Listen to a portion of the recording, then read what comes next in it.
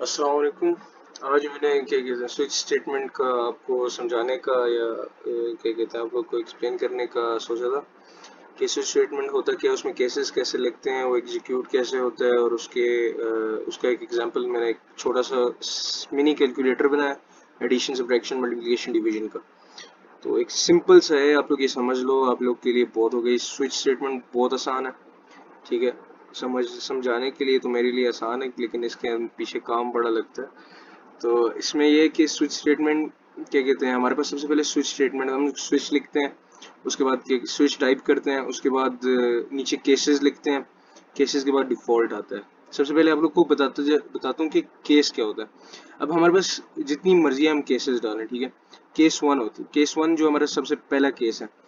हम लोग ये सबसे पहले स्विच स्टेटमेंट यूज इसलिए करते हैं कि हम फर्ज करें एक स्टेटमेंट है, उसको अगर वो प्रूव होता है तो उसको एग्जीक्यूट करे, दूसरा स्टेटमेंट है वो प्रूव होता है तो उसको एग्जीक्यूट करे, तीसरा स्टेटमेंट है वो प्रूव होता है तो उसको एग्जीक्यूट करे। इसी तरह केस एन है तो उसको एग्जीक्यूट करे अगर वो ट्रू है। डायरेक्ट जंप करते हैं अगले स्टेटमेंट पे अगर जो स्टेटमेंट हमें डिजायर करता है। सबसे पहले हम लोग केस वन पे जाते हैं। अब फर्ज करें मैं कोई भी केस लिखता हूँ, स्टेटमेंट लिखता हूँ कि मुझे ये प्रूव करना है। तो अगर ये ट्रू है तो वो स्टेटमेंट जो है डायरेक्ट एग्जीक्यूट होगा और उसके अंदर कोई क्या कहते हैं रुकावट नहीं आएगी, डायरेक्ट एग्जीक्यूट हो जाएगा। वरना अगर वो फॉल्स है, केस वन अगर फॉल्स आता है हमारे पास, वो प्रूफ नहीं होता, तो हम केस टू पे चले जाएंगे। तो केस टू हम नहीं, वो डायरेक्ट केस टू पे चले जाएगा और केस टू को एग्जीक्यूट कर देगा अगर वो ट्रू है। अगर वो फॉल्स है तो केस थ्री पे डायरेक्ट चले जाएगा जंप करके, और ट्रू है तो उसको एग्जीक्यूट कर देगा। इसी तरह अगर सारे केसेस फॉल्स होते हैं हमारे पास, तो वो हम लोग आखिर में एक डिफॉल्ट स्टेटमेंट लिखेंगे जिसमें हम लोग लिखेंगे कि neither of them are true, hence जो भी है, ठीक है। इस ये डिफॉल्ट स्टेटमेंट का काम होता है। हर केस के बाद हमने ब्रेक भी लिखना है, ज़रूरी बात। और डिफ़ॉल्ट के बाद भी ब्रेक लिखना है।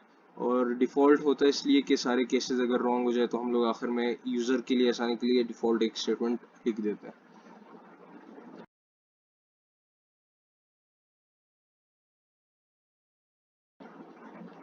अच्छा, अब आते हैं हमारे प्रोग्राम पे। सबसे पहले तो आ गया हमारा ये प्रोग्राम जो है मिनी कैलकुलेटर है, ठीक है। कैलकुलेटर का प्रोग्राम है, छोटा सा कैलकुलेटर है, just four processes in it, addition subtraction multiplication and division. सबसे पहले हम लोग हेडर फाइल लेगा, फिर उसके बाद इंटीजर मेन, और इंटीजर मेन के अंदर हमने इंटीजर ए और बी दो डिफाइन किए वेरिएबल्स। उसके बाद कैरेक्टर चॉइस लेगा। चॉइस हमारे पास जो है, चॉइस हमारे पास वो होगा जो हमने एडिशन सब्ट्रैक्शन और मल्टीप्लिकेशन और डिवीजन को जिसमें हम लोग सेव करेंगे, वो इस कैरेक्टर चॉइस में होगा। मैंने इसको ए बी सी डी के तौर पे लिखा है ताकि थोड़ा आसान हो हमारे लिए।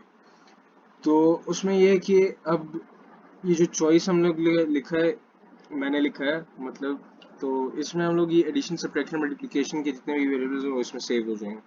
इसी तरह स्कैन एफ, ये यूज़र से इनपुट लिए।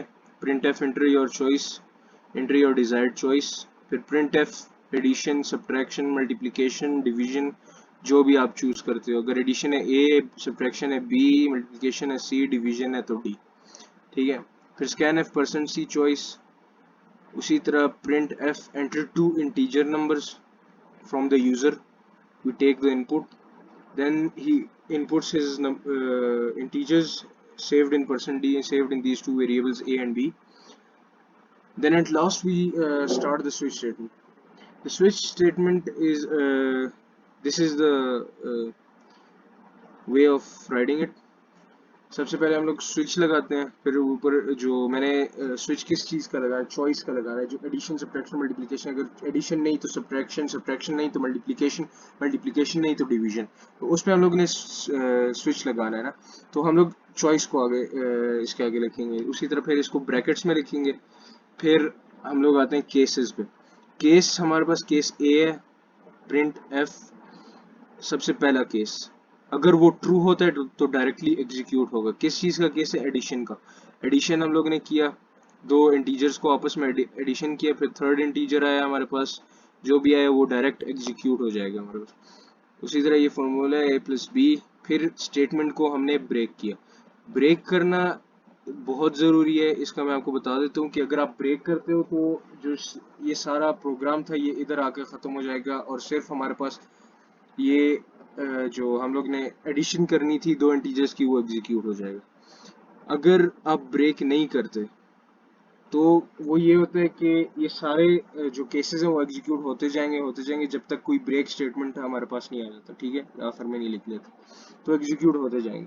ये आप तो खुद भी एक्सपेरिमेंट कर लेना, वैसे तो एक्सपेरिमेंट करते हो आप, पता है मुझे, लेकिन कुछ बच्चे हैं उनके लिए बड़ा आसान है, कर लो, ठीक है। अगर नहीं भी करते तो यूट्यूब पे बड़ी वीडियोस पड़ी हैं, आराम से आप लोग को पता चल जाएगा ब्रेक अगर लगाओ तो क्या होता है, नहीं लगाओ तो क्या होता है। तो मैंने बता तो दिए कि नहीं लगाओ तो वो डायरेक्ट एग्जीक्यूट होते जाएगा जब तक ब्रेक ना आ जाए, सही है। तो उसी तरह केस बी है, अगर केस ए हम लोग यूजर चूज नहीं करता, एडिशन चूज नहीं करता, वो ए टाइप नहीं करता, तो केस ए स्किप हो जाएगा, केस बी हमारे पास स्टार्ट हो जाएगा। अगर वो बी स्टार्ट करता है तो बी चूज करता है तो बी में हमारे पास क्या है, सब्ट्रैक्शन, टू इंटीजर्स सब्ट्रैक्ट हो रहे हैं और फिर याद से ब्रेक करना है, ठीक है, ब्रेक कर दिया। अगर वो लेटर सी चूज करता है अल्फाबेट, तो हमारे पास मल्टीप्लिकेशन होगा और स्टेटमेंट ब्रेक हो जाएगी, फिर ब्रेक लाजमी। इसी तरह उसके बाद हम आ जाते हैं डिवीजन पे। डिवीजन पे हमें वैसे भी पता होता है कि anything divided by zero is can not be answered, ठीक है, इट इज इनफाइनाइट। और सिंटैक्स एरर अगर कैलकुलेटर पे आ जाए तो इसकी प्रिंट एफ की जगह हम लोग सिंटैक्स एरर भी लिख सकते हैं अगर कैलकुलेटर बना रहे हो, इतने आइंस्टाइन होगी। तो अगर नहीं तो फिर क्या कहते हैं, number can not be divide by zero. तो हम लोग यहाँ इसको जीरो से डिवाइड नहीं होता, इसको वो करने के लिए, शो करने के लिए हम लोग इफ एल्स स्टेटमेंट यूज करते हैं, ठीक है। हम लोग इफ यूज करते हैं b is equal to zero, अगर हमारे पास इंटीजर b जो है वो जीरो की इक्वल होता है वेरिएबल, तो हम उसको तो जो प्रोग्राम होगा उसको डायरेक्टली एग्जीक्यूट ये करेगा कि print F number cantt B divided by zero, सही है। या फिर अगर इसकी जगह सिंटैक्स एरर लिख दो या जो भी लिख दो, ठीक है, वो आपकी मर्जी। तो अब अगर जीरो चूज कर दिया यूजर ने बी को तो वो ये आंसर ही नहीं आएगा, ये आंसर आ जाएगा number can not be divided. फिर आता है हमारे पास प्रिंट स्टेटमेंट के जो प्रोसीजर है वो क्या है, मल्टीप्लिकेशन एडिशन डिवाइड, हम लोग ने डिवाइड रखा था केस डी में, केस डी में डिवाइड होगा, एल्स लगाया। अगर इफ जीरो नहीं है तो फिर हमारे पास अगर जीरो है तो हमारे पास प्रिंट करेगा कि number can not be divide by zero, फिर स्टेटमेंट को ब्रेक कर दिया। अब आ गया हमारे पास डिफॉल्ट। डिफॉल्ट में हमारे पास ये होता है कि जो भी जितना भी हम लोग ने केसेस लिखे हैं अभी तक, अगर वो सारे हम यूजर चूज नहीं करता या कोई यूजर क्या कहते हैं उनमें से कुछ गलत इनपुट कर देता है, जो हम लोग ने उससे मांगा नहीं है वो इनपुट कर देता है, तो हमारे पास डिफॉल्ट स्टेटमेंट जो हमने इंटर की है वो एग्जीक्यूट होगी। फर्ज करें मैं क्या कहते हैं कोई लेटर अल्फाबेट लिख देता हूँ इंटीजर के बजाय, तो डायरेक्ट डिफॉल्ट पे आ जाएगा, कोई केस प्रूफ नहीं होगा, कोई केस ट्रू नहीं होगा, वो सारे फॉल्स होते जाएंगे प्रोग्राम के लिए, तो वो डायरेक्ट डिफॉल्ट पे आ जाएगा you entered the wrong choice, और वो उसको एग्जीक्यूट कर देगा, यूजर को दिखा देगा कि आपने गलत इनपुट की है, फिर से करो।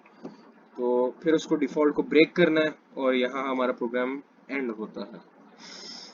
तो ये आप लोग ट्राई कर लो, बहुत आसान है, इसको समझना भी बहुत आसान है। मैंने आपको समझा दिया है, कोई क्वेश्चंस हो कोई क्वेरीज हो तो आप मुझसे पर्सनली रब्ता कर सकते हैं। तो थैंक यू सो मच, अल्लाह हाफिज़।